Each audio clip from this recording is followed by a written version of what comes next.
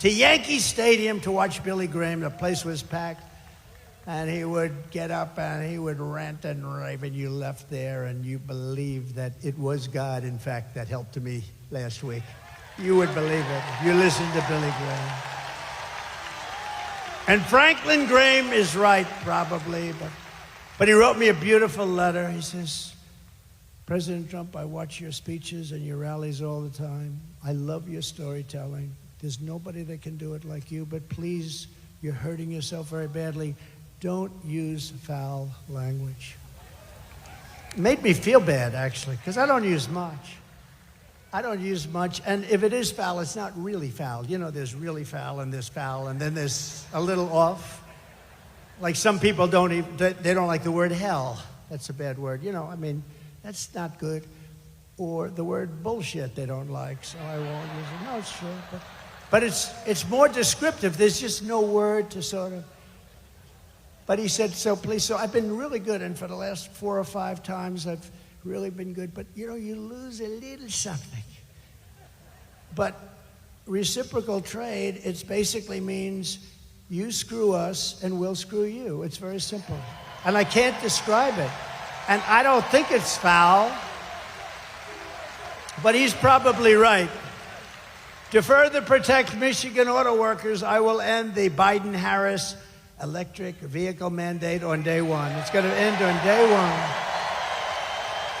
And I will immediately terminate the Green New scam, and we're going to use that money to build roads and highways and bridges. Under Biden and the radical left Democrats, inflation is wiping out our middle class. Groceries are up 57%. Gasoline is up 69%. Mortgage rates have quadrupled. They've gone up 3, 4, 5 times. And they never include that in their stats, you know. They never include those things. They never include mortgage rates. And you can't get the money anyway, so what really is the number? And since Democrats took over, total household costs have increased by an average of $28,000 per family. Think of that. Under my leadership, we will throw out Bidenomics, and we will replace it very simply with Maganomics.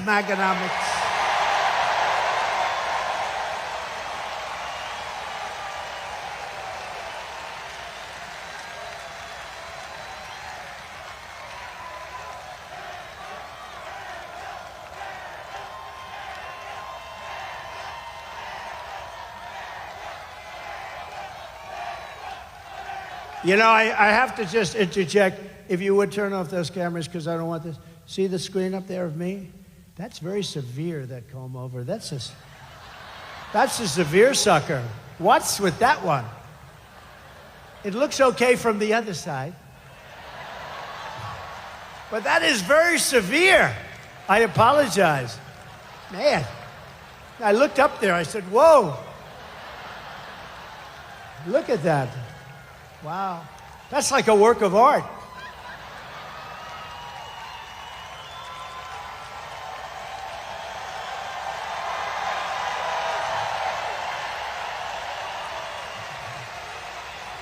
Only look at that one. Don't look. That one looks. To bring down the prices of all goods, we will end the Biden-Harris war on American energy, and we will drill, baby, drill. We're going to start that day one. Under the Trump administration, we had energy independence, and soon we will have energy dominant. We will be more dominant than any country by far, and we were. Just 4 years ago, we started off at number 4, we got to number 3, and then we had to beat Russia. We beat them. Then we had to beat Saudi Arabia. We beat them. And we were like a rocket ship, and then we had this idiotic result. But we will be, and again, we have more. You know, Anwar in Alaska, it's probably the biggest find anywhere in the world. The size of Saudi Arabia, some people say, who knows what it is, but it's massive. Ronald Reagan tried to get it, couldn't get it, and that was easier in those days environmentally. They stop it with the environment. You know, the environment is very important to me, and environmental is very important, but you know, you can't use it to destroy a country. And they stopped it. They stopped it for years based on the environment. I got it approved. It was totally done. This is since Ronald Reagan, who worked so hard to get Anwar, he wanted to be able to drill in Alaska.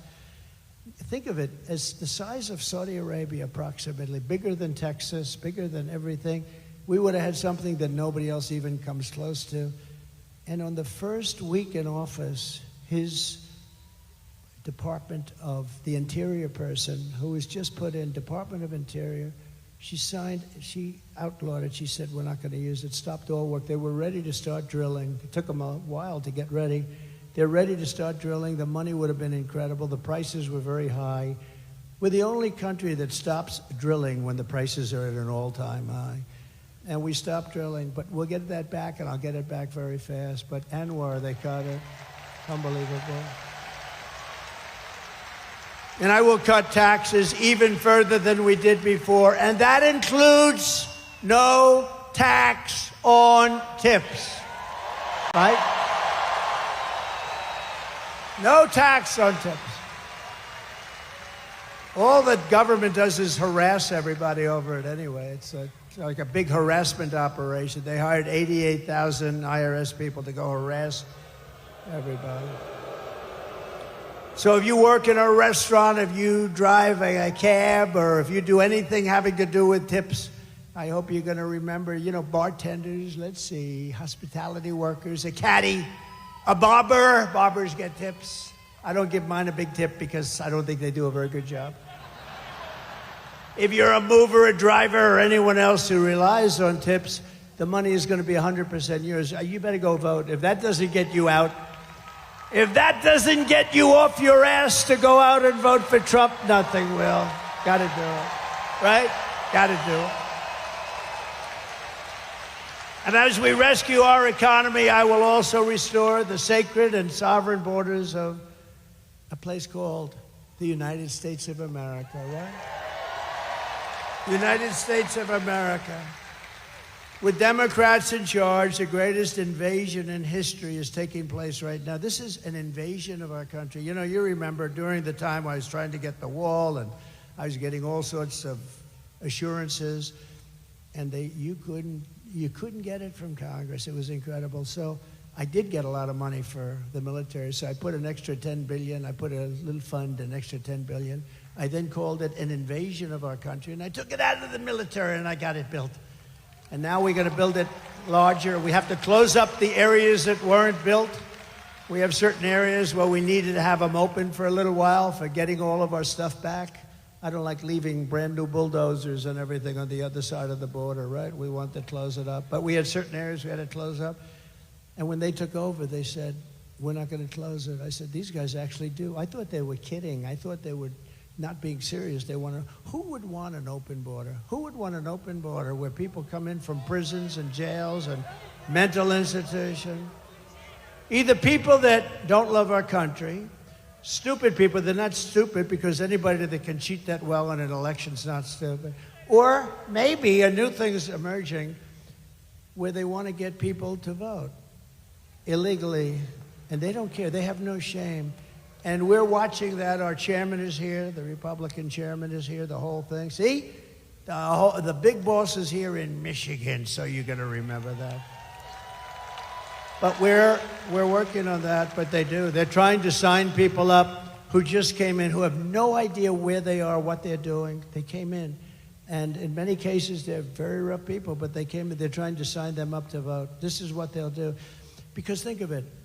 If they have open borders, if they have men playing in women's sports, if they have a raise in, they're going to raise your taxes by four times. 4 times.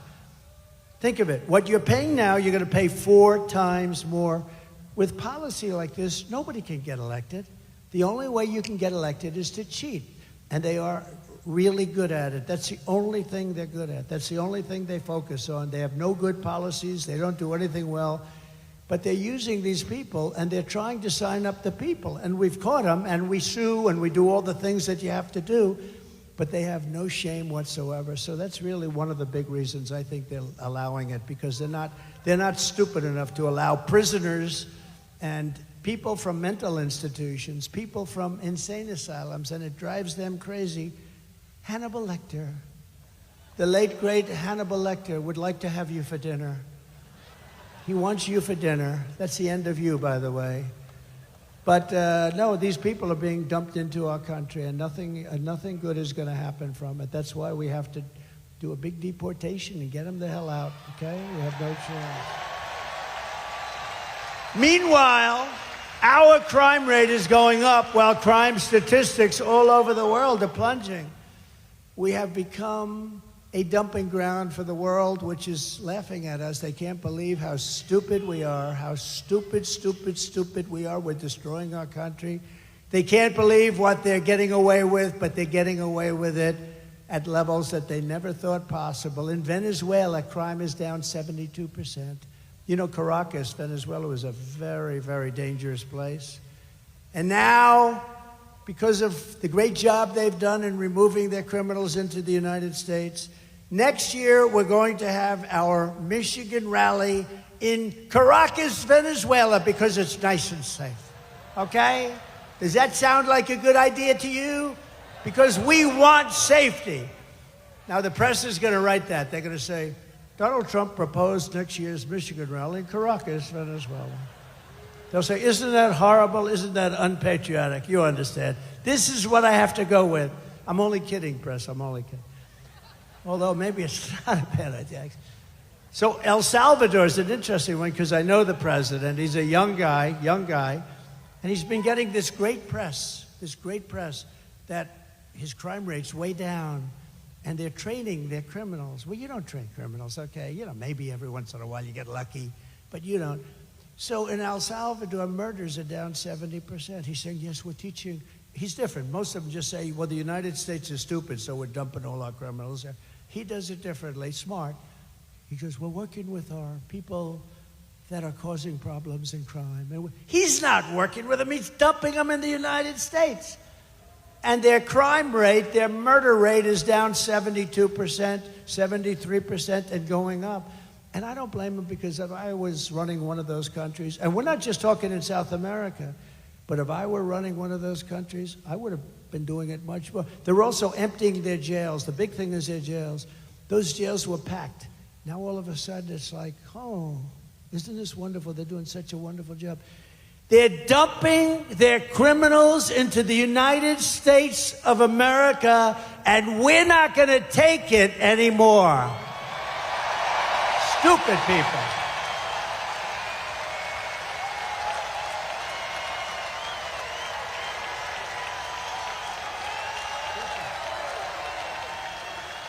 You're not going to teach a criminal not to be a criminal. Not going to happen.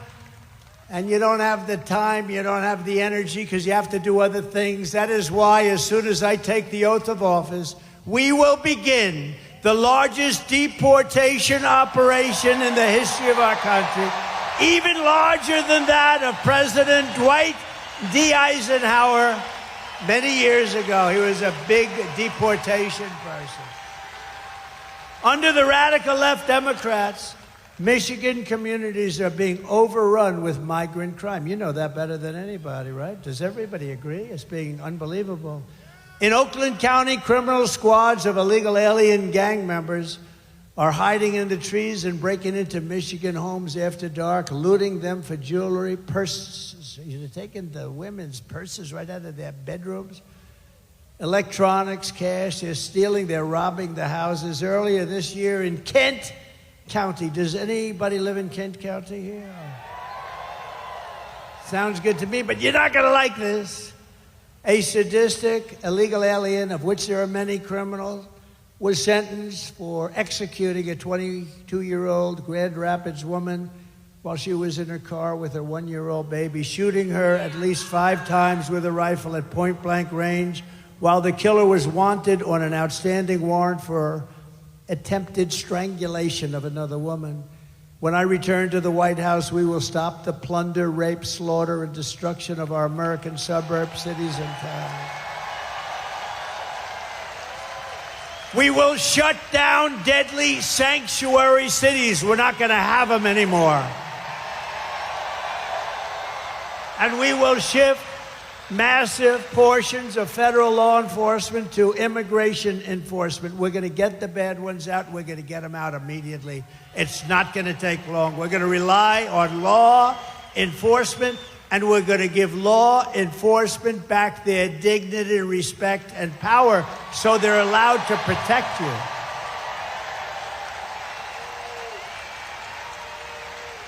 It's no wonder Joe Biden and his thugs are so desperate to stop us. They know that we are the only ones who can stop them. We're the only ones. You know, we talk about Biden like he's a feeble old guy, and he is. But it's the people that surround him. I mean, he's perfect for them. This is the fascists and communists and some bad people surround him. I know just about all of them. I can tell you about all of them.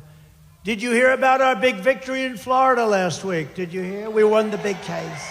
We're going to take down Trump. We're going to take down Trump. No, when you have a great court system, when you have honorable judges, people that really love the country, good things can happen. But we won that case in its entirety. That was the one. That's going to take them down. They've been saying that for, 8 years now, right?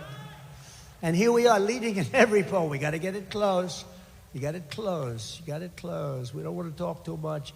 I always say, if we win, because I don't like saying when we win, because they cheat like hell. So if we win, but we got to get it close. We're close. 4 months, but you know what 4 months is in this racket? Like an eternity. 4 months is like an eternity, but we're leading by a lot, not just by a little. We're leading every state, every important swing state by a lot, and we're leading nationally by a lot, but we got to get it close. The radical left Democrats rigged the presidential election in 2020, and we're not going to allow them to rig the presidential election in 2024. We're not going to allow it.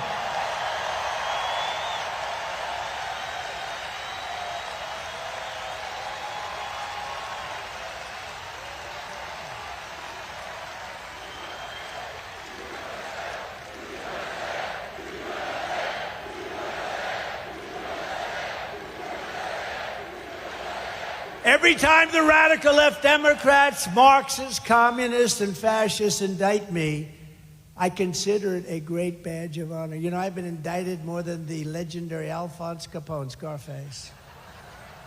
He was a tough man. See that guy right there? Ultra MAGA. You're Ultra MAGA. He's tough as hell.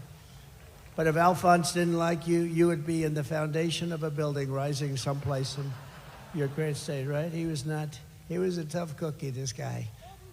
I got indicted more than Alphonse Capone. Think of it. My parents are looking down. I had wonderful parents. They never saw this for me. They never saw. Let's see. I'm voting for. Oh, I don't want to even read that one. Thank you. Thank you. I appreciate it. But I'm being indicted for you. Don't worry about these fake indictments. These aren't indictments. These are Biden indictments. These are a sick, weak, pathetic man who can't run an election. So he indicts his opponent thinking that's going to win. And in many cases it would. You know, third world countries do this a lot. Banana republics do it a lot. We've never done it. And we're going to teach them why they can never do it again. Because it's actually hard to believe. It's actually driven our poll numbers way up. And then we had the debate. Did anybody watch the debate? Poll. Who won the debate? Biden or Trump? Poll, free poll. I just saved $300,000. Isn't it something these pollsters, I have Tony Fabrizio and McLaughlin back there. I got to be careful. But I just saved $300,000 doing that poll.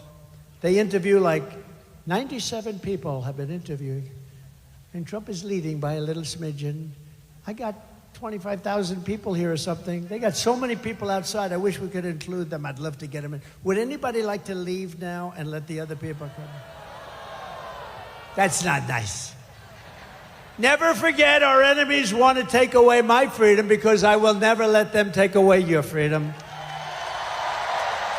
They want to silence me because I will never let them silence you. And in the end, they're not after me, they're after you. I just happen to be standing in their way, and I always will.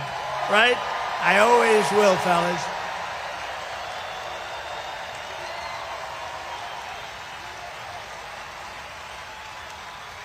So we have some exciting news today because we're pleased to be joined by many outstanding Michigan patriots. They are, I know every one of them, including your next U.S. Senator from Michigan, Mike Rogers.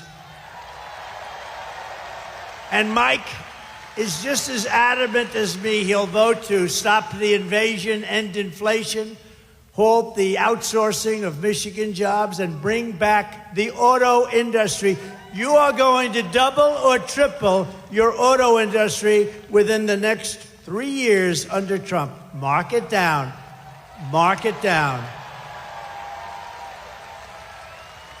Because we're not taking their cars. We want them to build the cars here, using you people to build them. Also with us is another good man who is running for Michigan Senate seat, Sandy Pensler. Do you know Sandy? So I have a big announcement to make then. Sandy has just announced that he would like to do something very important tonight. So you have Mike, who's a total pro, Sandy, who's a total pro. I'd like to ask both of them to come on up, and I'd like to have Sandy make a statement first. Thank you. Come on up, fellas.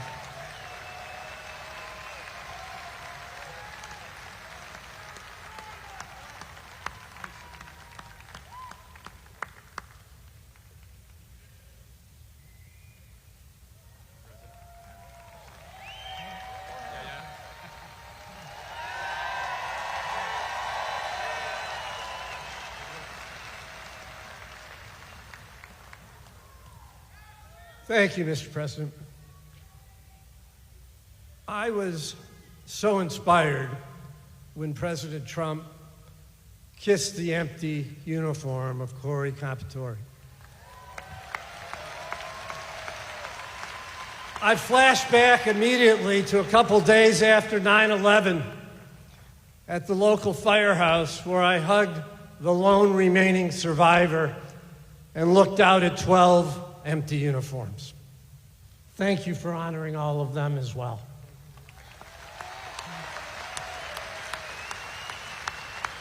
My campaign was always about making America better. The best way to do that is to enact President Trump's policies.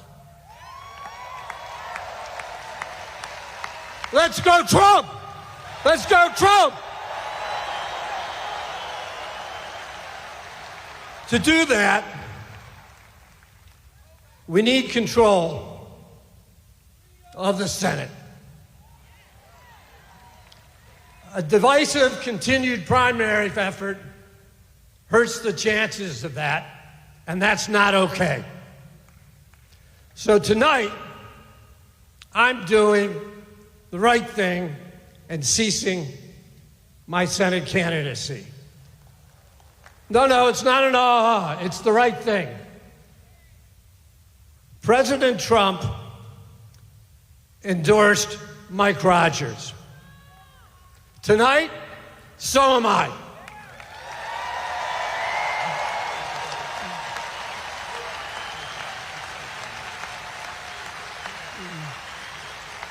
Mike's gonna make a heck of a senator. So I want you guys to look around the room tonight, because everything goes through Michigan. The presidency, the Senate, the House, and the State House. Look around, make a pledge to each other. We're gonna fight, fight, fight like hell to save America and elect Donald Trump, Mike Rogers, and the rest of the ticket on the Republican Party. Thank you.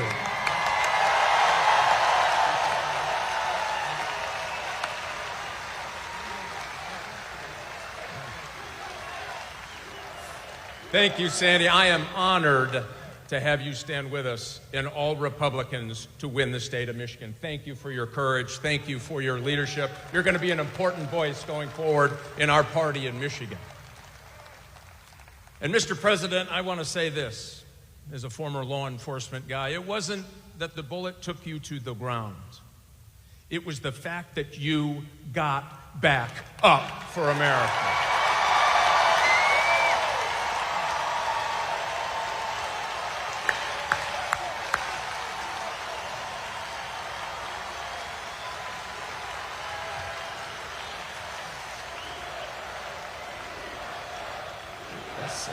bet.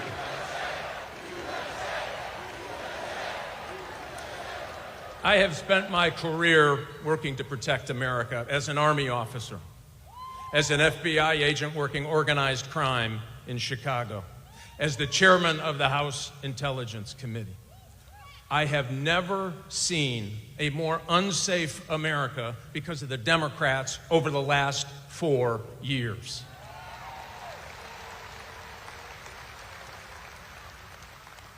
Here's the good news, Mr. President. You will have a partner in the United States Senate that will bring manufacturing back to Michigan. We are the arsenal of democracy. We will be again in this great state.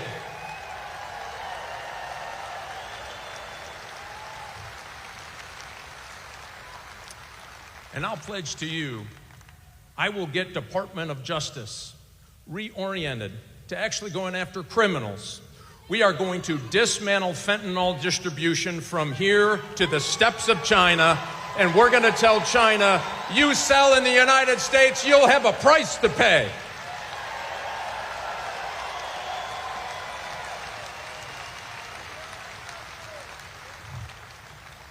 Mr. President, I'll guarantee you this as well.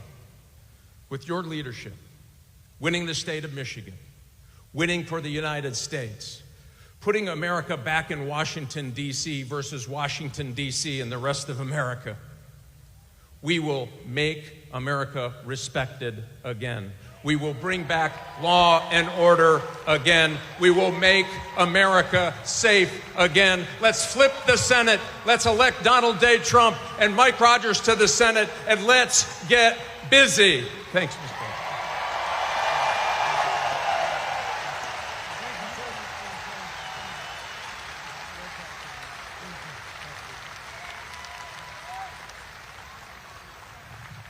We're unifying the party, and that was beautiful to watch. Thank you, Sandy and Mike. And Mike, good luck. You're running against somebody that's such a bad senator. You don't even, I was there for 4 years plus. I don't even remember meeting that particular person. This is not a senator for Michigan. Mike Rogers is going to be a great senator. He's got gravitas. He really knows his way, highly respected in Washington. And I think, I mean, it should be an easy race. Nothing's easy, but it should be an easy race. So good luck, good luck. And thank you very much, Sandy, Mike. We're also joined by members of Congress and they're great people, friends of mine, warriors. Jack Bergman. Jack? Thank you, Jack. Great job. A real friend of mine, somebody I was very much in favor of right at the beginning, John James. Thank you, John.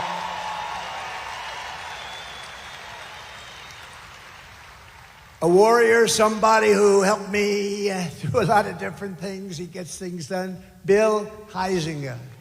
Bill, thank you, Bill. Thank you very much. And another one. These are all great people. Tim Wahlberg, thank you for everything you've done, Tim. You've been unbelievable. Always there for me, right? Always there. And a man from a slightly different location, a little bit down. You're not going to get there with an electric car, but unless you want to stop a few times. But he comes from a state known as Florida, a great place, and he's so respected. He's such an incredible man. Brian Mast. Brian. Thank you. Thank you, Brian. Brian. Thank you, Brian. What a guy he is. He's a warrior. He's a real warrior. Thank you, Brian. Michigan House Republican leader, Matt Hall. Thank you, Matt. Good job you're doing, Matt. Are we going to win, Matt? Will you please make sure? We need these local ones, right? That's right. Michigan Senate Republican leader, Eric Nesbitt. Thank you, Eric. Great. Thank you. Good job. A congressional candidate who I hear is doing very well, Tom Barrett. Tom, get in there and win. Good. A friend of mine who was really brave, ran a tough race. It's amazing, actually. Really did well. Her father was a very special guy who was in the steel industry, and he passed away. A battle with cancer, a long time battle, but he was fantastic. and I got to know them both very well. She's a terrific woman, Tudor Dixon.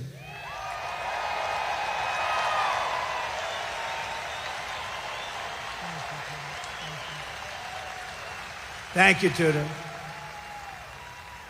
Ambassador Joe Sella. Thank you, Joe. Good job you're doing, Joe. Very important person in this room, Michigan GOP Chairman. Where are you? Okay. Pete Hoekstra. Oh, there he is. I fought like hell for him to take that job, right, Pete? I said, Pete, you got to do it. How are we doing, Pete? How are we doing? Huh? We're doing good. If you're in charge, he's going to win. He was a congressman, a really good one, respected. He left. I made him ambassador. He was a great ambassador. And I then said, Pete, you got to do it. He lives here. I said, you got to do it. And we appreciate you doing it. Both of you, thank you very much. We appreciate it very much. RNC chairman, he put on that show with a person named Lara Trump. How good is she? How good is she? She's unbelievable. She made a great speech. And her husband made a very good speech the other night, didn't he? Eric and Don. I don't want to talk about anyone else, only my kids, you know. But they all did well. Everybody did well, honestly. I do think Hulk Hogan, I thought he was incredible. I hadn't seen him in a while.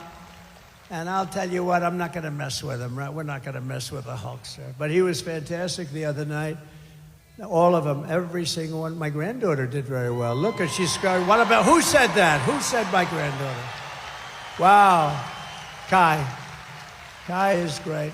Great golfer. She's a great golfer. But we have another man who's very important, and the RNC chairman, Michael Watley, who's been incredible, wherever Michael is. Mike. Thank you, Mike. Great job. I said, Michael, you have one job. We got so many votes, we don't know what to do with them. You got to guard the vote. When those votes get put in, they can't be missing. They can't throw them out. They can't stuff ballot boxes. They can't cheat. Make sure. And, you know, he headed up North Carolina. And on that night, a while ago, that certain election night, that miserable where we thought it was won at 10 o'clock in the evening, and then all of a sudden, additional votes have been reported in various places. We don't have to get into it. North Carolina held totally steady. He had 603 lawyers working. Other people didn't have lawyers working. And bad things happened, but this guy held, and I said, that's the guy I want to run the party. And Michael, I know you're doing a great job, and you're going to do something very special. We don't need votes. We need to guard the vote. You ever hear the expression, too big to rig? The more we get in there, the harder it is for them. My daughter and her husband, Tiffany and Michael, where are you? Tiffany and Michael, you're around here someplace. Two great people. Fairly recently, thank you, Tiff. Great people. And Michael's father's here tonight, highly respected guy, great businessman, and a highly respected guy. From the moment we take back the White House from crooked Joe Biden and Kamala, I call her Laughing Kamala. You ever watch her laugh? She's crazy. You know, you can tell a lot by a laugh. No, she's crazy. She's nuts.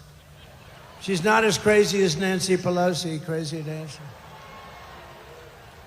Did you see Nancy Pelosi is selling out Biden now? Did you see? She turned on him like a dog. Well, I don't know if he should continue. All of a sudden, where did that come from? She was 100%. All of a sudden, she's not sure. Not sure means he's gone. But no, she's crazy as a bedbug. She's a crazy person. I believe we're going to have the 4 greatest years of the history of our country. I believe that.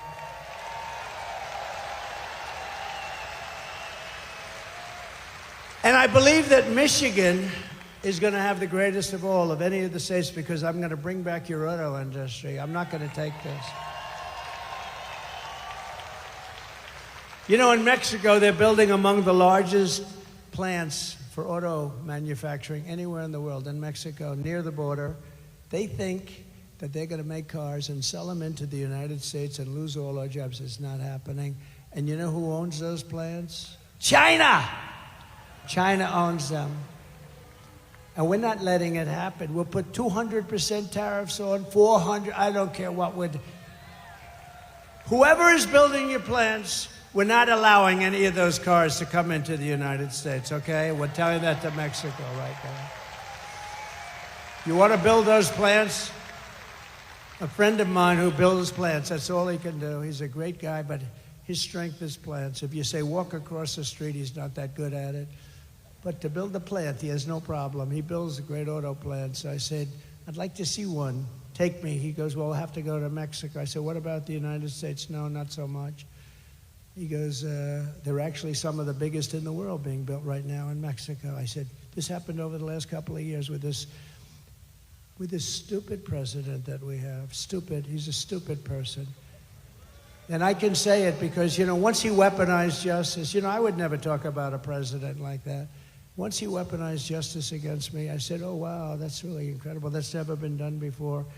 I can do it. And I'm knocking him out. But sometimes you have crooked judges. We have some real crooked judges, too. That's the only way. The only way I can lose is crooked judges, but we'll get it overturned, anything that happens. But once he weaponized, I wouldn't talk that way. In fact, before this happened, before he did this, I treated him not nicely, but I treated him with far more respect than I do right now. It's one of those things. But we can't let these companies come in and steal our wealth, steal our jobs, destroy our companies, and end up building it 10 miles across the border and think we're going to allow them to get away with it. We're not. They have to build it over here, and they have to use our people. So and it's going to happen. And Michigan will benefit more than any state in the union because they stole your auto industry, and we're going to bring it back, and it's going to be at a level that it was in its height. Okay? You hear that, John James? You hear that? I'm going to put John James in charge.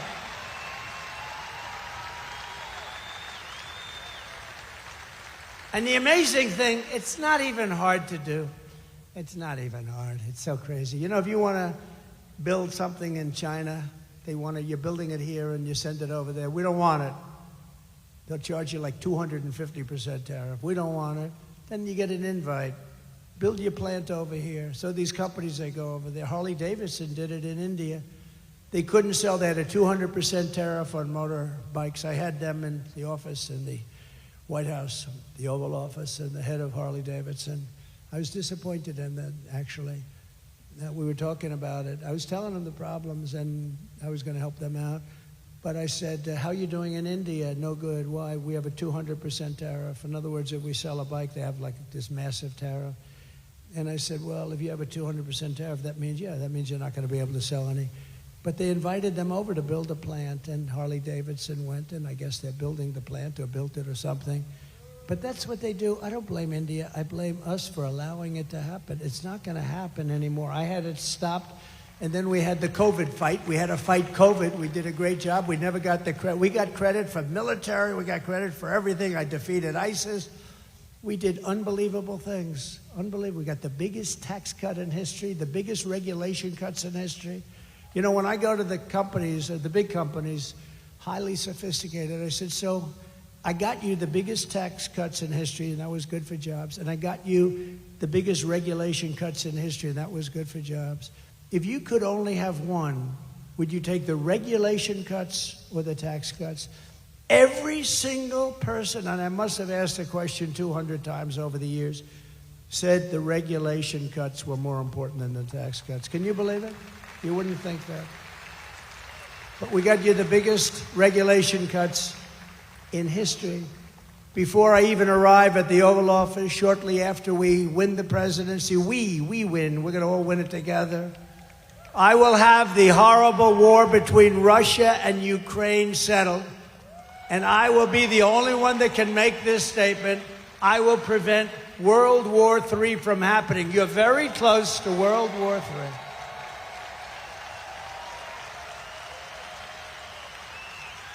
If I was president, the Afghanistan disaster, which probably caused Putin to go in, and by the way, he wouldn't have gone in with me. He would have never gone in with me. And he didn't. And by the way, he didn't. But the Afghanistan disaster Not the fact we're getting out. I was getting out. After 21 years, you get the hell out. But I would have kept Bagram. It's 1 hour away from where China makes its nuclear weapons. We gave it to them so stupidly. It's one of the biggest airfields in the world. We built it many years ago for billions of dollars. We were going to keep that. We were going to man it, keep it. Think of it, 1 hour away. You know who has it now? China has it now. How stupid are we? Should have kept that. And you know the lift? The lift should have been done at Bagram, not their little local airport where they had riots all over the place, and then the bombs started going, killing 13 of our great people, obliterating, I heard the number this morning, 47. That's maybe the right number because we're looking at 47, you know that, right? Obliterated 47 great young Americans, their legs gone, their arms gone, their face just wiped out. And hundreds of people besides, hundreds of people. The worst catastrophe, the worst, most embarrassing disaster, I think, ever that happened ever in this country. And because of that, I think Putin looked at that, the incompetence, the stupidness of Milley and these guys that don't know what the hell they're doing. And he looked at it and he said, this is a great time to go into Ukraine. But he would have never done it with me. If I was president, the Afghan disaster would have never happened. Ukraine would have never happened. And October 7th, the attack on Israel would have never happened. Remember, Iran was broke. Iran had no money. They were broke. Now they have $250 billion. But we'll get along with Iran. We'll get along with whoever we have to get along with, but it would have never happened. All of the things, and you know what wouldn't have happened? Inflation wouldn't have happened because I had energy low. Inflation was caused by energy going up twice. I will restore a thing called peace through strength. That's what we have. Remember, I'm the only president in 80 years that I started no new wars. I finished some. Totally defeated the ISIS caliphate. In my next term, we will build a great Iron Dome missile defense shield over our country, a dome the likes of which has not been seen. And it will be entirely built in the USA, and much of it will be built right here in Michigan. Why shouldn't we have the same protection that other countries have, Bill? Why shouldn't we have the same protection that Israel has and that other countries have? And Ronald Reagan wanted to do this many years ago, but honestly, we didn't have the technology. Now we do. 301 missiles were shot at Israel, and almost every one of them was knocked out of the sky. It's an unbelievable technology. And it's our technology, and we're going to use it for our country, and we're going to be a lot safer than not having it. The Iron Dome, we're going to build the great Iron Dome, the latest and the greatest, and much is going to be made right here in Michigan, as you can imagine. And we will not cut one penny from Social Security or Medicare. And they are really, you know, they want to raise the retirement age. Biden wants to raise the retirement age and they're going to. You know why? All of these immigrants coming in, they're trying to put them onto Medicare and Social Security. So not only do they want them to vote, they want to destroy Social Security and Medicare. It's not going to happen, and we're not raising your age. One day, he's going to destroy. First of all, he doesn't have any idea what the hell he's doing. But I kept that promise 4 years ago. Remember, they said, he'll come in and raise Social Security. I went through 4 years. It was never even a topic that was allowed to be discussed. Because we have, between the liquid gold under our feet and all of the other things and the growth mechanism that we have in this country, we don't have to cut Social Security, which people have earned, and we're never going to cut it.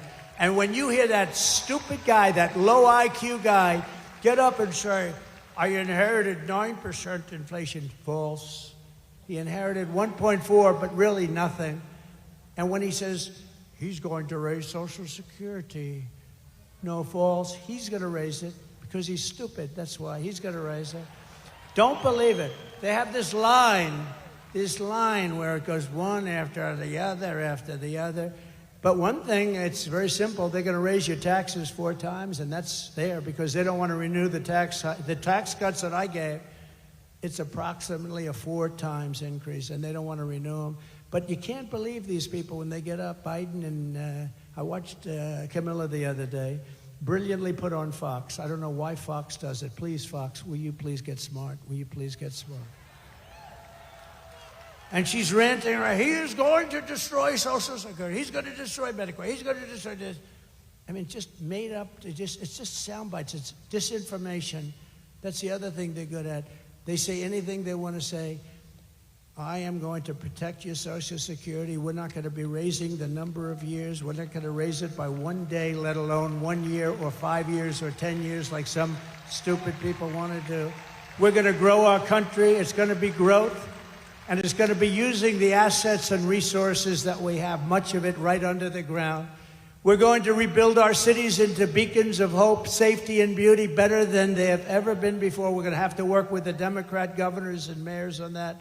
But our cities are just horribly run. And then we have our capital, our beautiful capital in Washington, D.C. We're going to take it over. We're going to clean it up. We're going to renovate it. We're going to rebuild it. We're going to make our capital the most beautiful anywhere in the world. We're going to get rid of the nightmare of murder and crime.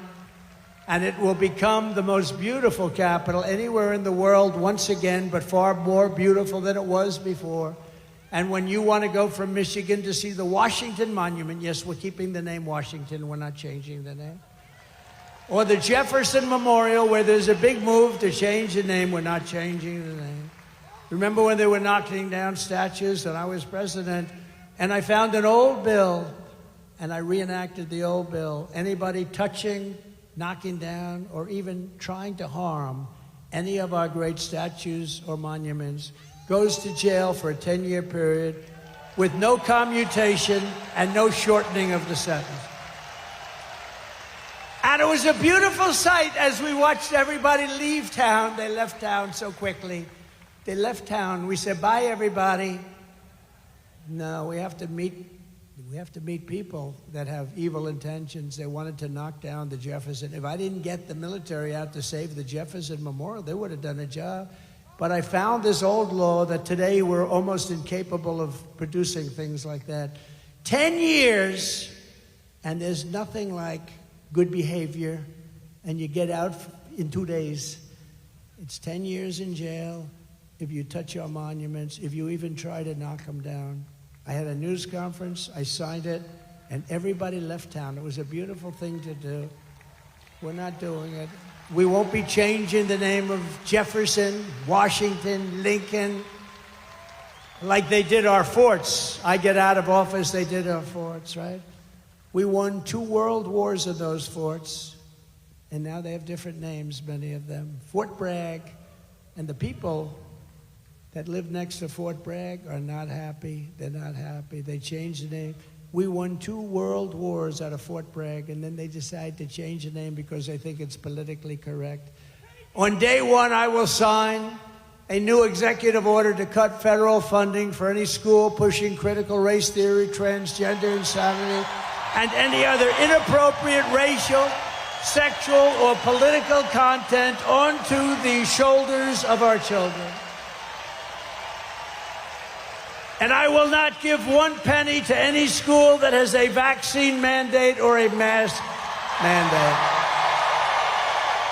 And I will keep men immediately, day 1, out of women's sports.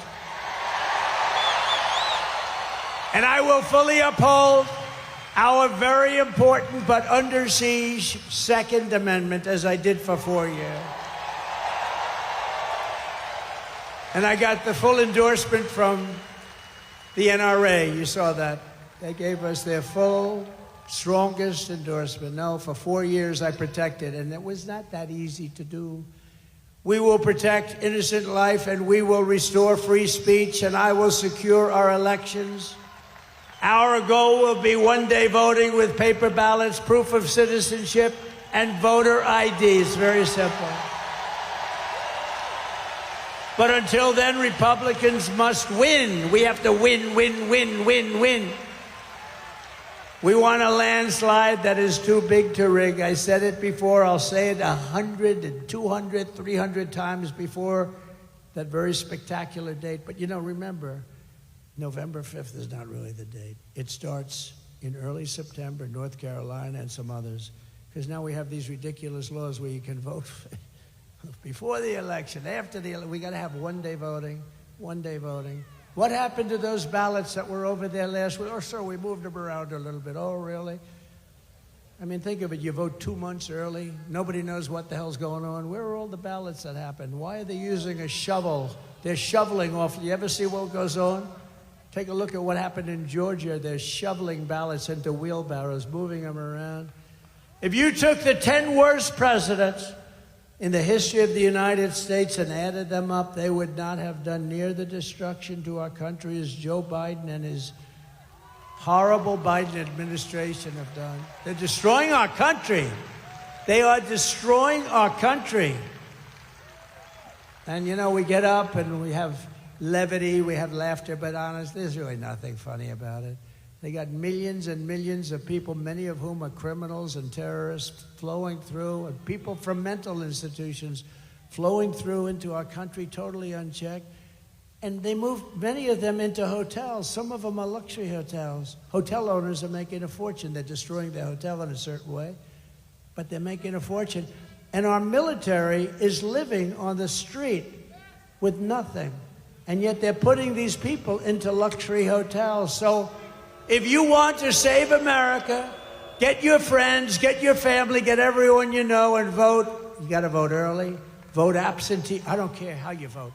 You know, they all say, oh, sir, we have to vote early. Well, you know, a lot of times you vote early, that's gone. You got to vote, and you got to follow your vote. Make sure it doesn't get canceled out. You can do it. Vote on election day.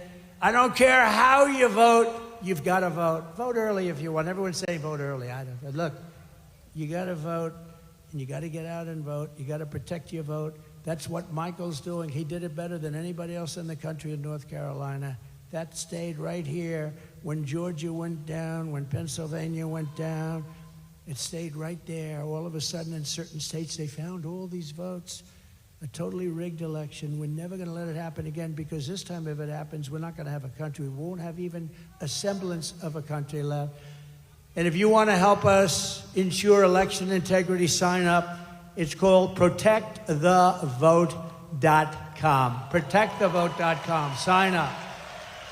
And that's on election integrity. You got to watch and watch very carefully. So in conclusion, from Marquette to Midland, from Lansing to Flint, and from Detroit to right here in Grand Rapids. We've had great victories in Grand Rapids. Remember when we won the state of Michigan? Now, we did much better the second time, but I won't mention that. But remember, and I was at Grand Rapids, and we came in, and we had a crowd like nobody ever saw late in the evening. Remember that? You were there? And we had a crowd like nobody's ever seen before. I said, why would we lose Michigan? And we ended up winning Michigan. I was right. Actually, Bill Clinton told Hillary that he was in Michigan. You're going to lose. You know, he's a good politician. You had a natural instinct. He said, you're going to lose Michigan. You're going to lose Wisconsin. They said, whoa, why are we listening to this man tell us this? And he was right. Wisconsin and Michigan. I said, why are we going to lose? We had 49,000 people show up. She had like 300 people show up. I said, why are we going to lose? And we won. We won Michigan. And then we did much better the second time, but bad things happened. We're not going to let that happen anymore. We stand on the shoulders of the brave Michigan patriots and tough Michigan workers who manned the first assembly lines. You remember that? Does anybody remember that? It's a long time ago. Anybody remembers that? They're extremely old. Is there anybody that wants to admit? They revolutionized industries and turned this state into a manufacturing powerhouse like no other. And we're going to bring it back. And we're going to bring it back. I'm not talking about lots of other industries. I'm talking about the auto industry, because it's such a big industry. I can say we're going to bring back cement. We're going to bring back all sorts. I'm just talking very simple. It's so simple. It's going to happen so fast. You're going to be at a level as though you were from 30, 40 years ago. You're going to manufacture cars again at a level that you haven't seen in many, many decades. You probably have to get rid of this fool, this stupid idiot representing the United Auto Workers, because he sells the auto. You know, I'm much more popular than anybody with the auto workers. We're going to get 95% of their vote. But they have a guy that, I mean, he pushes the electric mandate, and they're going to be made in China. They got to get rid of that guy. He's bad news. Your Michigan ancestors gave us Motown, the Mustang, and the might of the American Midwest, and it really is a might. They forged the steel, laid the railroads, tilled the fields, fought the battles, and won the victories that made America into the greatest and most powerful nation in the history of the world. It's true. It was the most powerful. But now we are a nation in decline, and it's a very serious decline. We are a failing nation. We are a nation run by fools and stupid people. We're a nation that has lost its confidence, its willpower, and its strength. We're a nation that has lost its way. But we are not going to allow this horror to continue. We're not going to let it happen. Less than 4 years ago, we were a great nation, and we will soon be a great nation again.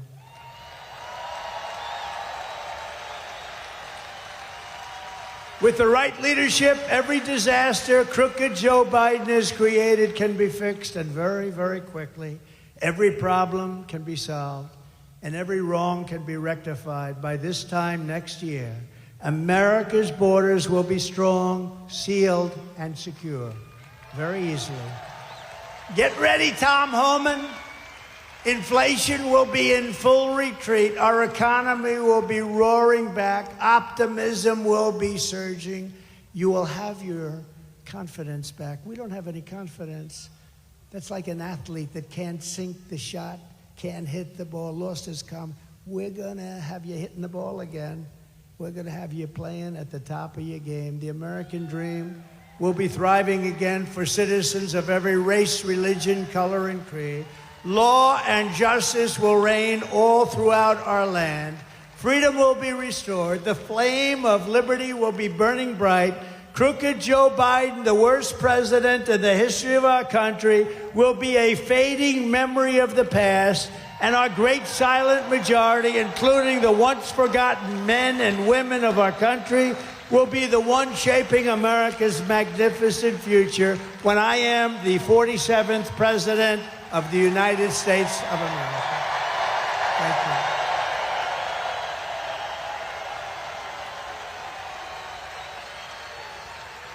you. Because we are all Americans, and together we will show November 5th to be the most important day in the history of America. It will be the most important day. And when we turn it, our country's going to be great again. And if we don't turn it, our country is finished. You know it, and I know it, and everybody knows it. We are one movement, one people, one family, and one glorious nation under God. And together we will make America powerful again. We will make America wealthy again. We will make America strong again. We will make America proud again.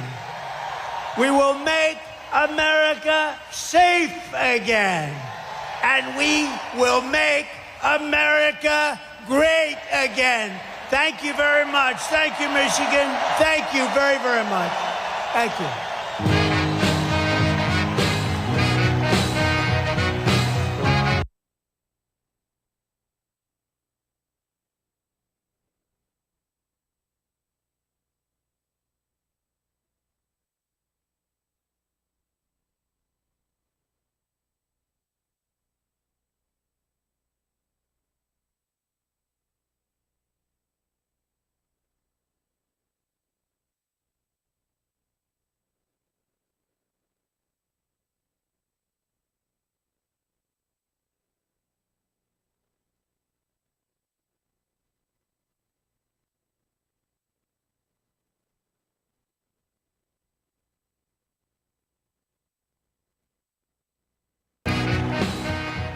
Hello, everyone. I'm Lauren Simonetti, along with Lisa Booth, Todd Pyro, and Joey Jones. You just saw it, Donald Trump making a poignant observation about tonight's rally. Think of it, it was exactly 1 week ago today, almost to the hour, even to the minute. And for the first time, the new Republican nominee for Vice President JD Vance joined Donald Trump. Fox News correspondent Alexis McAdams is live in Grand Rapids, Michigan. Alexis, he spoke for quite some time. That's right. Well, this place was packed. There's 12,000 seats inside this arena, and they were full. And then there was also seats on the ground. I'm just going to kind of shift out of the way here if I can a little bit.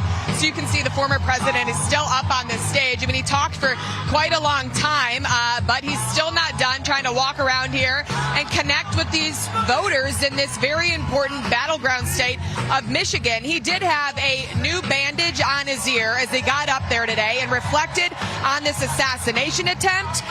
Most people wouldn't have wanted to be on a stage like this after you're nearly shot and killed just about a week ago, but he really didn't skip a beat out here, and he tried to hold a tone of unity. Watch.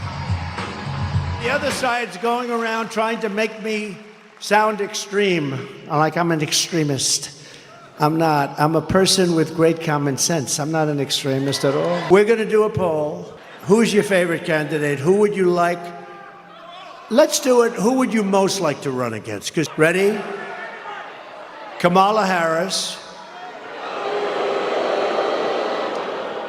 Crooked Joe Biden. They keep saying, he's a threat to democracy. I'm saying, what the hell did I do for democracy?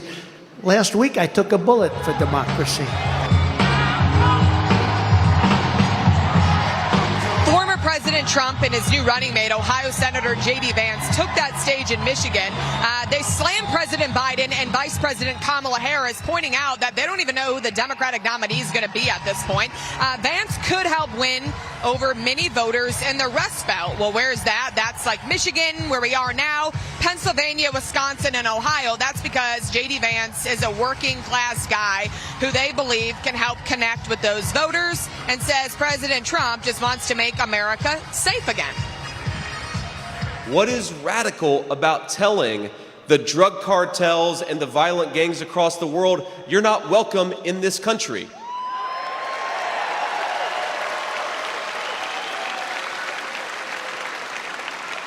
You know, there's nothing radical about having a strong national security, that when we go to war, we punch and we punch hard, but being cautious and not trying to get America involved in every far-flung corner and conflict of the world. So an exciting moment for somebody here in the crowd, you guys, was when a union worker was actually pulled up onto the stage behind me by the former president. He recognized him and said that he had been at some events with him before and thanked him for his support. Watch this. Oh, there's the guy that I stood up here. Are you the same guy, the same muscles? Look at that guy. Are you the same guy? Yes? No kidding. It's pretty good memory, right? Unlike somebody else that I happened to be running against. He wouldn't. Come on up here. Look at him. Look at his shape he's in. I'm glad to see you. I'm glad to see you. I'm glad to see this guy. I told you we're going to get 85 million of us out there to vote for him. So let's go home from this rally and do our part. So that was just a little taste of that excitement inside of the rally. The former president and vice presidential pick, JD Vance, hope this momentum inside of this arena will flow out into this swing state in the battleground state of Michigan as they hit the campaign trail to help turn parts of this blue state red. They said they did it back in 2016 and hope they can do it again, but they need everybody to get out there and vote. In terms of security and safety at this point, they didn't allow any bags into this arena, so that was something new to point out. But many people we talked to say they didn't think twice when it came to safety and security for themselves. They had to see the former president take that stage. Back to you. Alexis McAdams, you look like you're having a lot of fun. Thank you very much. And guys, as Alexis was talking about the momentum that the crowd had, that part of Grand Rapids had for the president, Joey, I just kept thinking it's a moment. He constantly creates these moments that resonate with people. Yeah, it was almost a 2-hour speech, and when I watched this, when I was in Afghanistan, I'm not trying to compare apples and oranges here. When I was in Afghanistan, I walked down on a bunch of IEDs before one of them finally bit one of us, and I saw somebody get blown up, and oh wow, that's what can happen here. I can guarantee the next time I walk down on an IED, had a different mentality. There was some trauma there from the last time when somebody got blown up.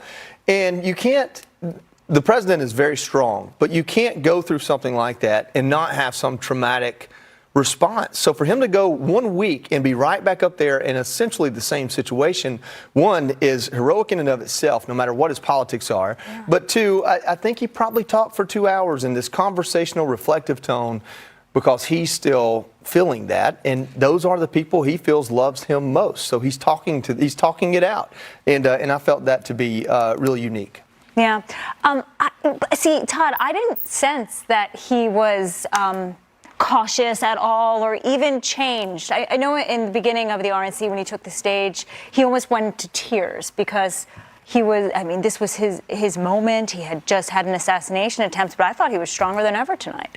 That may have been his moment, but this was his element.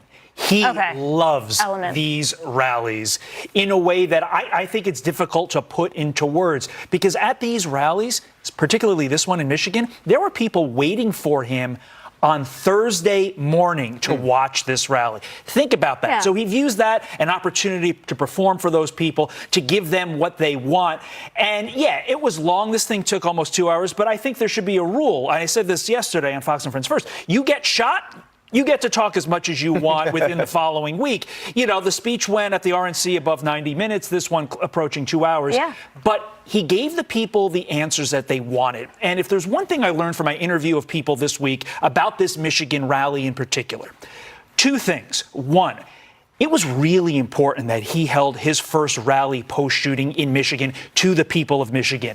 And it's part of this notion that leads to my second point, the forgotten man and women in the Rust Belt. They do feel forgotten. They have felt forgotten by Republicans and Democrats alike. So for him to hold this rally there, it says, hey, you're not forgotten anymore. And the choice of JD Vance really drives that point home, because for the first time in a long time, the people that drove the jobs away from Detroit and from Michigan in the beginning and are trying to do it again with regard to electric vehicles, they view Trump and Vance as a bulwark against that. They're not going to let those jobs go that time. And that is huge to them. They're not going to be forgotten anymore if they put Vance and Trump into office. Yeah, and you know, this new ticket of Trump-Vance is it is landing in Michigan. I always look at the Real Clear political polling average in the battleground states, and Trump is ahead in all of them, and sometimes, often outside the margin of error, except for Michigan. He's up, but not even 2 points. Well, yeah, you know, you look at Michigan. Michigan is the most competitive battleground state in the country. And you look at where they are tonight, Grand Rapids, Michigan, that's part of Kent County. President Trump, Trump won Kent County in 2016, went on to win the state, lost Kent County in 2020, went on to lose the state. So a really important county in the state of Michigan. You know, to me, when you look at this Republican ticket, it projects strength.